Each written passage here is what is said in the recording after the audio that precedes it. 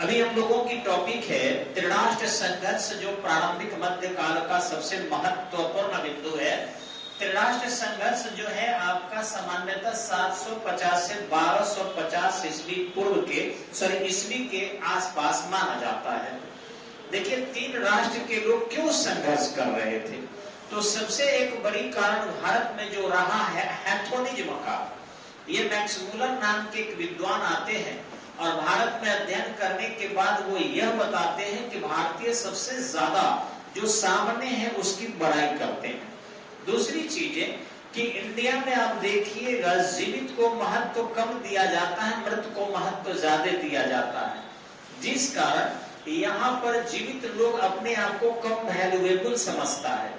और तीसरी चीजें हैं कि कुछ प्राप्त करने के लिए लोग भाटों की तरह व्यवहार करता है। भाट मतलब होता है चारण, यानी राजा के दरबार में पहुंचकर राजा की बड़ाई करना। तो इस तरीके से इतना अधिक इन राजाओं की बड़ाई होने लगा कि सब अपने आप को श्रेष्ठ महसूस करने लगे। आज भी आप इतिहास में देखेंगे या समाज में देखेंगे तो सबसे ज्यादा इसका अच्छा उदाहरण राजपूतों में देखने के लिए मिलेगा। वो ऐसे ऐसे अपने को घोषणा करते हैं जो सुनकर आप आश्चर्य करेंगे। उनके अंदर इतना ना दम्भ है, इतना ना घमंड होता है, उनके पूर्वजों में ऐसा नहीं था। स्वयं अल-बरूनी कहता है, मैं नहीं कह रहा हूं कि मुझ पर खिसला रहे आप लोग, अल-बरूनी कहता है कि राजपूतों के पूर्वज अच्छे थे क्योंकि वो समाज की सेवा करते थे और सेवा भाव से अपनी योग्यता के आधार पर प्रशिक्षण को बेहतरीन प्राप्त करके और समाज में अपने ऊंचे स्थान को प्राप्त करते थे। यानी उनके अंदर योग्यताएं बहुत ही और सर्वोच्च थी, ये स्वयं अल-बरूनी कहता। लेकिन आगे कहता है कि अभी के राजपूतों में या यहाँ के समाज में ऐसी चीजें नहीं है। वे विद्वेष से जकड़े हुए हैं और एक दूसरे को मदद नहीं करते। आधुनिक समय में अगर आप देखें, आज के समय में भी, तो देखिएगा कोई कहता है कि चौहान श्रेष्ठ है, कोई कहता है परमार श्रेष्ठ है, कोई कहता है राठौर श्रेष्ठ है, कोई कहता है नहीं वो सूर्यवंशी श्रेष्ठ है, कोई कहता है चंद्रवंशी श्रेष्ठ है। अरे श्रेष्ठ वंश से अब नहीं रहे। आप कौन है ये बताइए, आप कितने श्रेष्ठ हैं, इस पर आपकी योग्यता निर्भर करती है। अब यही चीजें यहाँ लागू हुआ। जो समाज के पुरोहित वर्ग था, जो समाज के ब्राह्मणिक व्यवस्था थी, उन्हीं में कुछ भाट जन्म ले लिए। ये भाट राजपूत दरबार में पहुंचकर उनको संघर्ष के लिए उत्प्रेरित करने लगे। आज भी कुछ ऐसे समाज में देखा जाता है कि इस तरीके के उत्प्रेरण करके समाज में विद्वेष की स्थिति को उत्पन्न किया जाता है और फिर संघर्ष छिड़ जाते हैं। लोग लड़ने लगता है, युद्ध करने लगता है, ना समझी उनमें इतनी ज्यादा होती है। यही स्थिति यहाँ देखने को मिला। जो आप पृथ्वीराज रासो चंद्रवरदाई ने लिखा था या पृथ्वीराज विजयम जयानक ने लिखा था, इन दोनों पुस्तकों को पढ़ेंगे तो अंदाजा लग जाएगा। वह भी एक भाट ही था। पृथ्वीराज रासो लिखने वाला चंद्रवरदाई एक भाट था, एक चारण था, एक दरबारी कवि था, जो अपने राजा को श्रेष्ठ दिखाने का प्रयास करता है। और यही स्थिति यहाँ दिखाई पड़ती है। ये पश्चिमी सीमा को रक्षा करने का भार आ जाता है प्रतिहारों पर। ये जो गुर्जर प्रतिहार है, गुर्जर प्रतिहार, ये पश्चिमी सीमा की रक्षा कर रहे हैं ताकि किसी प्रकार से मुस्लिम लोग आक्रमण न कर सके और भारत में उनका प्रवेश न कर हो सके। ये लंबे अवधि तक भारत की सीमा की रक्षा करने में सफल रहते हैं।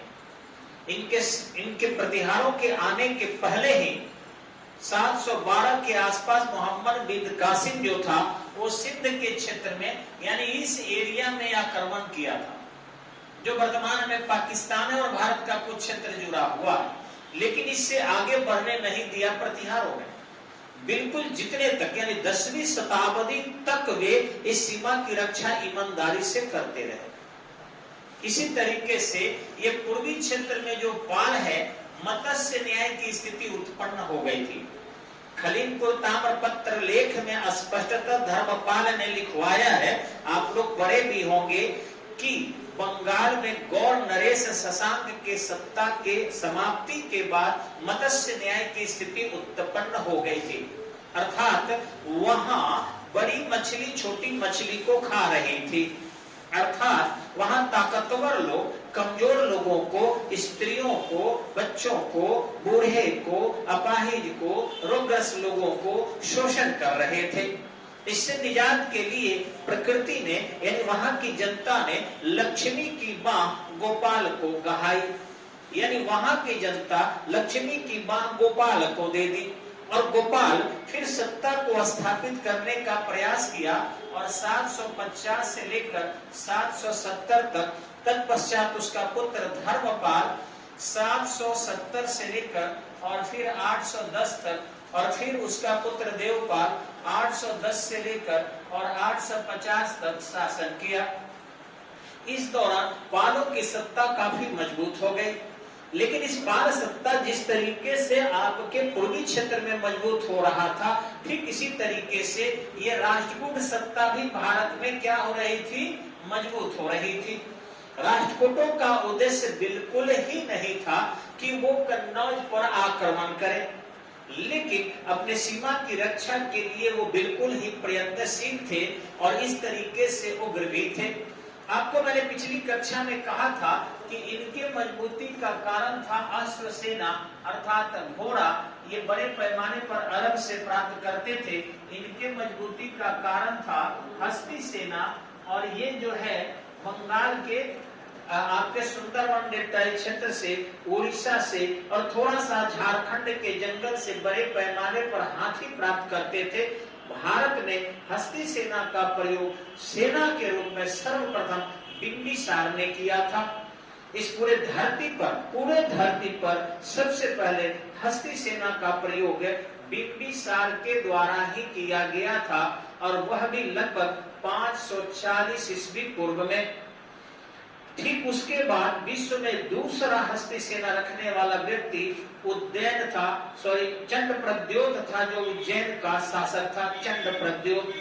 तो इस तरीके से विश्व में 2 राजाओं के पास हस्ती सेना थी और उसके बहुत बाद में चंद्रगुप्त मौर्य के सेना में भी हस्ती सेना थी, जिसको सेल्यूकस देखकर और परेशान था और इस तरीके से वो सीमाई क्षेत्र से ही वापस लौट गया और बदले में चंद्रगुप्त मौर्य से अपनी प्रिय पुत्री हेलेना को सौंपकर 500 हाथी उपहार स्वरूप मांगा था, जिससे वो यूरोप में उस हाथी का सैनिक रूप में प्रयोग कर सके। तो इस तरीके से आपको ये पाल शासक भी इसका प्रयोग करते थे।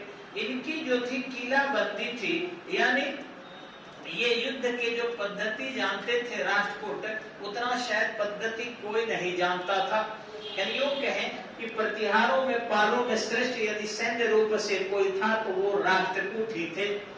लेकिन इस छोटे से क्षेत्र कन्नौज को लेकर, कन्नौज इसलिए प्रसिद्ध हुआ था, आपको शायद पता होगा कि मौखरी नरेश का शासक था ग्रहवर्मन का, और ये मौखरी नरेश की जो सत्ता थी यहाँ पर ये समाप्त कर दिया था। इनको मालव नरेश देवगुप्त ने, यहाँ का देवगुप्त था मालवा का ये, और बंगाल का शशांक, ये दोनों पहुंचकर यहाँ पर और मिलकर जो है मौखरी नरेश ग्रहवर्मन की हत्या कर दिए। और इस प्रकार प्रभाकर वर्धन के दामाद की जब मृत्यु हो गई अर्थात राज्यश्री जब विधवा हो गई, तो वैसी स्थिति में वहां जो हर्षवर्धन था थानेश्वर ने, यहाँ उसकी सत्ता थी, यहाँ से वो अपने बड़े भाई राज्यवर्धन के माध्यम से सेना को भेजा। यह योग्य है, राज्यवर्धन ही शासक था। यहाँ आने के बाद मालव नरेश देवगुप्त की हत्या कर दी गई, परंतु गौर नरेश शशांक जो था वो भाग गया और भाग कर यह घोषणा किया कि मैं युद्ध में नहीं लड़ सकता। हे महानुभाव, आप बहुत ही महान हैं, आप आइए, आपको विजय श्री का माला पहनाऊं और सरेंडर कर दो। राज्यवर्धन अभी नया बालक था, उसको राजाओं के जो षड्यंत्र थे उसकी जानकारी नहीं थी और बिल्कुल निःशस्त्र उसके पास पहुंच गया। निःशस्त्र देखते राज्यवर्धन को ही शशांक ने काट डाला और इस प्रकार राज्यवर्धन की भी मृत्यु हो गई। अब उसके स्थान पर हर्षवर्धन शासक बनने से प्रारंभ में इनकार किया, क्योंकि वो अपने घर में कई मृत्यु को एक साथ देख रहा था। पिता के असाध्य बीमारी यानी प्रभाकर वर्धन के असाध्य बीमारी होने के कारण माता पहले ही यशोमती सती हो गई, तो माँ भी मर गई, पिता भी मर गए। साथ ही जीजाश्री की हत्या जो है गौर नरेश शशांक और मालव नरेश देवगुप्त ने कर दिया था, इससे भी व्यथित थे। और बहन भी जंगल में विंध्य के भाग गई थी, जिससे लग रहा था कि बहन अब नहीं बचेगी। और इधर भाई भी राज्यवर्धन की हत्या हो गई। तो जिस परिवार के समूल सभी नष्ट हो जाए या नष्ट होने की संभावना हो, एक राज्यश्री को छोड़ दिया जाए, तो बाकी हर्षवर्धन ही बचा था। अतः हर्षवर्धन थानेश्वर में राज्य न करके अपने बहन की देख रेख के लिए वह कन्नौज में ही रहा करता था, और इस तरीके से कन्नौज से ही अपने शासन को चलाया करता था। कई बार तो अपने राज्य के समस्त संपत्ति का दान कर दिया करता था। हालांकि वो शैवपंथी था अर्थात हिंदू था, लेकिन बाद में बड़े पैमाने पर सामाजिक प्रताड़नाओं ने और बौद्ध धर्म के सहयोग ने उसे अंततः बौद्ध धर्म की ओर आकर्षित कर लिया। उसी समय में वेनसांग आया और वेनसांग के सहयोग से कन्नौज की प्रतिष्ठा और बढ़ गई। ऐसा माना जाता है कि हर्षवर्धन का विवाह नहीं हुआ था। हालांकि अगर डीप इतिहास पढ़ेंगे तो उसकी पुत्री का वर्णन आता है और उस पुत्री का विवाह भी वो करता है, लेकिन एग्जाम में नहीं आता, इसलिए हम लोग चर्चा नहीं करेंगे उसकी, क्योंकि कंपटीशन की तैयारी में केवल कंपटीशन के पॉइंट ही देना जरूरी है, उससे इधर उधर होना जो है भटकना कहा जाएगा। तो हर्षवर्धन की मृत्यु के बाद यहाँ पर आयुध वंशी सत्ता स्थापित हो गई, और इन आयुधों में जो है चक्रायुध को हराकर जो है धर्मपाल इंद्रायुध को बैठा दिया, और कभी इंद्रायुध को हटाकर चक्रायुध को बैठा दिया। जैसे ही श्वेत पताका लेकर आगे बढ़ रहा था, इधर से प्रतिहार शासक नागभट्ट प्रथम आक्रमण करके श्वेत पताका यहाँ पर उससे छीन लिया। जब यहाँ प्रतिहार सत्ता यहाँ यानी कन्नौज से लेकर बंगाल के मुंगेर तक आगे बढ़ गई, तो राष्ट्रकूटों के लिए चिंता का विषय हो गया, क्योंकि राष्ट्रकूट भली भांति जानते थे कि अगर इस मार्ग के अनुसरण करके प्रवेश कर जाएंगे प्रतिहार यदि, तो राष्ट्रकूटों की सत्ता स्वतंत्र नहीं रहेगी। अतः राष्ट्रकूटों की अपनी सत्ता को स्वतंत्र करने के लिए कम से कम मैदानी क्षेत्रों से अपने सीमा की सुरक्षा करना उनका अनिवार्य दायित्व था। ऐसी स्थिति में इधर से ध्रुव ने आक्रमण कर दिया और इस प्रकार प्रतिहार शासक नागभट्ट से श्वेत पताका ले लिया और इनका धर्मपाल का भी श्वेत पताका ले लिया। यानी दो श्वेत पताका लेकर राष्ट्रकूट राज्य में पहुंचा और इस प्रकार राष्ट्रकूटों की शक्ति जो है अत्यधिक मजबूत हो गई।